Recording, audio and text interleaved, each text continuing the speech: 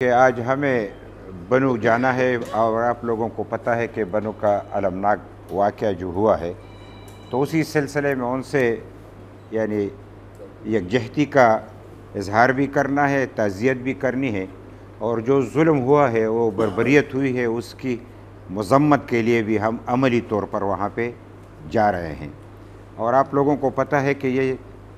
آج کا یعنی معاملہ نہیں ہے، جنوبی اضلاع میں تو تقریباً 40 سال کا سلسلہ تو ہے ہی، لیکن اب تازہ صورتحال میں 2 مہینے ہوئے ہیں کہ ہر روز ایک نہ ایک واقعہ رونما ہو جاتا ہے۔ تو جو بنو میں ہوا بہت افسوسناک واقعہ کہ ایک پرامن ریلی اور پاسون یا امن مارچ، تو چاہیے تو یہ تھا کہ حکومت ریاست ان کو تحفظ دیتی، یہ تو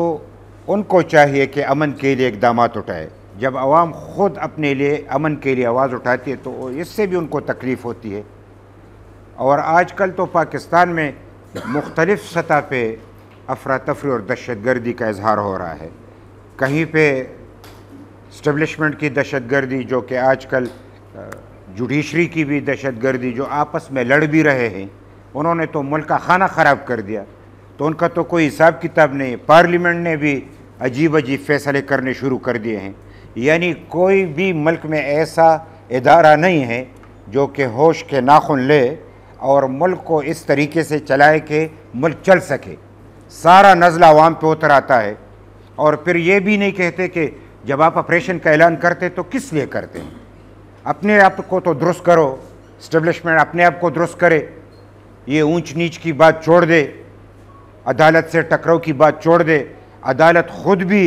راستہ اپنا سیدھا کر لے، دوسروں کو تلقین کرنے کے بجائے عدالت بھی انصاف پہ مبنی فیصلے کرے۔